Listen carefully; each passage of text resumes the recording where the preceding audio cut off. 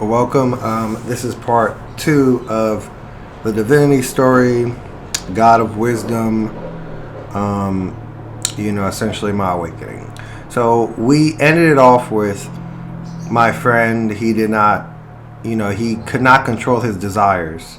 And in face of, his desires, he was just, it's like when, someone has an eating disorder or who's obese or something like that, or a smoke addict, like when they get around certain elements of life, like cigarettes, alcohol, women, they cannot control themselves. It's like they're just a different person, or that aspect takes over them.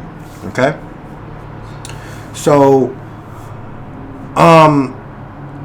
it really, this is when I first began down this divine trail. This is when I first started to focus on what are the mental processes going on that he can't control himself, And at first I just started to think. I started to just research and ponder. And the first thing I started to do was research the brain, research the mind, which I thought, was aligned with the brain. The brain's the mind, or etc. That's what I thought. So I started to study the brain, the hippocampus, the cerebellum, different parts of the brain, left, right brain, and just the processes of how it continues, the neurons, how, what are the cells doing, how to strengthen your brain cells, your brain chemistry, what foods to eat, all these things, And I started to compare his actions, and he, this guy, he drinks alcohol, he doesn't exercise, doesn't diet, so his mental processing is pretty low because he doesn't take care of himself, essentially. So I thought, okay, so maybe he just has trouble understanding, right? And then I started to see how the brain isn't, I thought the brain was just like one physical, organ, if you want to call it, but it's multiple. It's like 8 to 10 different factions all coming together to essentially create the processes of controlling the body and feeling emotions and chemical release and stuff like that. And it's very interesting because it makes you really think like, okay, so the brain has a lot more power than I suspected.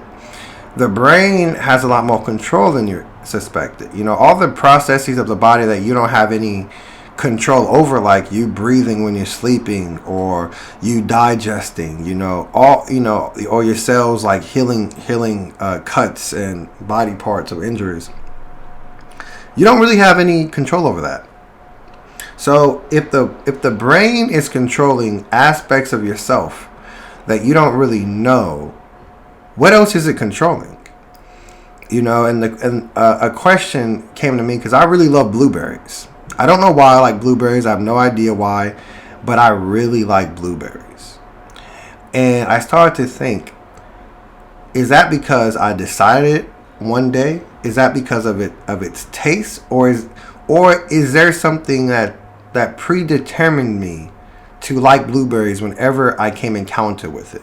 So it's not that I ate blueberries and liked it. It's that any time I was going to encounter blueberries in this lifetime, I would have came to, I really like these, as if the knowledge was already within me.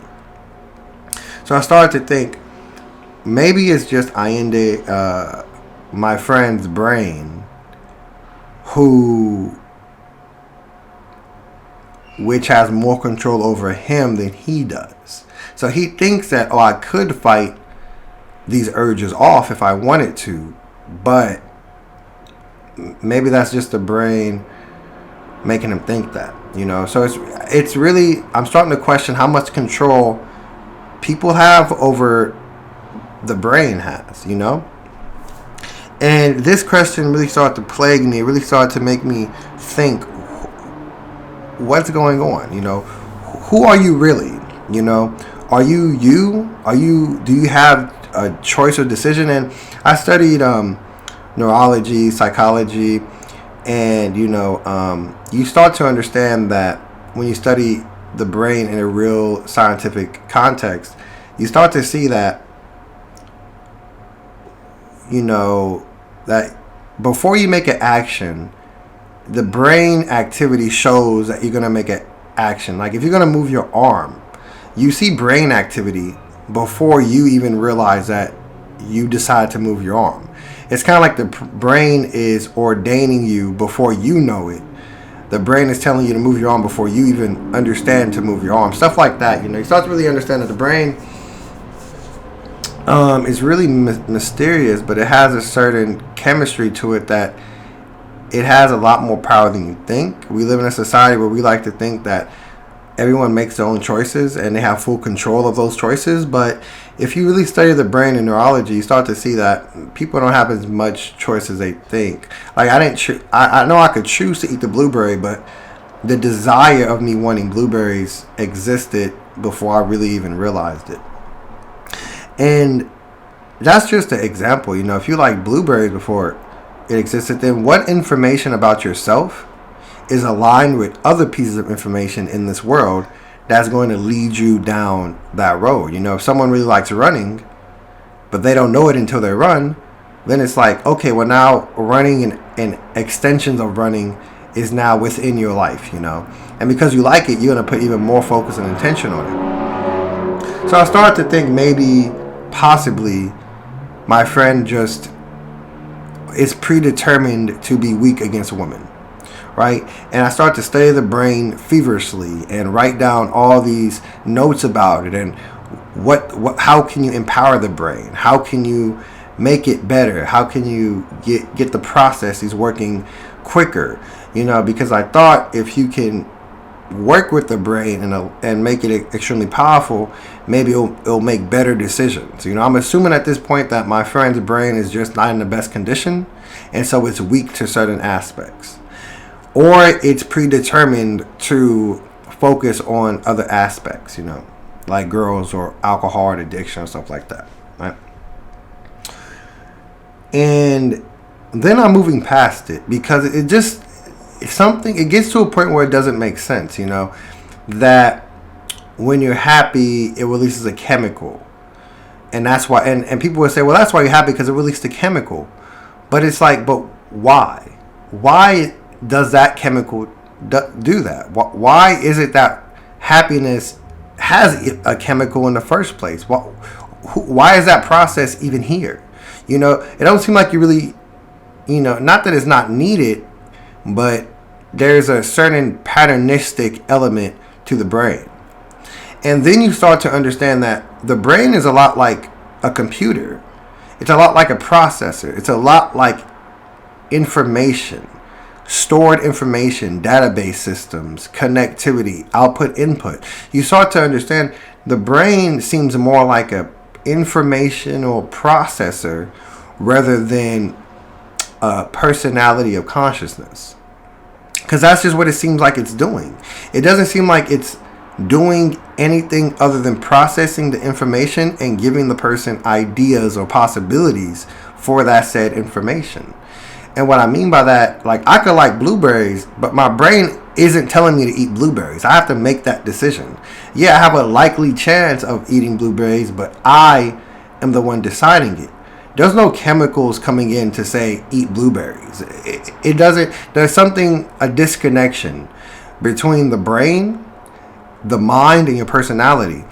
It's a disconnection. I understand that the brain has some interacting forms, that it releases chemicals and certain feelings and and it has certain automation that it does to human beings, but there is a missing element. And I started to really look past the brain in terms of, at first I thought, is the brain me or am I the brain? And I started to see that at some point that no, the brain is simply a processor. It's simply something that helps us understand the physical elements of the world. So essentially, the brain is just a manifestation to understand information. But there's an underlying element to that, to where there's something else, aka consciousness or personality or whatever you want to call it, individuality, that allows us to understand, choose, and follow certain pieces of information more than others. AKA, the brain can tell me I like blueberries, but I decide, do I want to continue eating blueberries and put that within my diet, within my lifestyle. So that's when I start to understand that it's something deeper going on in the brain. It's not just the brain. The brain is just an element. It's an instrument of our using, but there's something deeper than that. All right, that's part 2.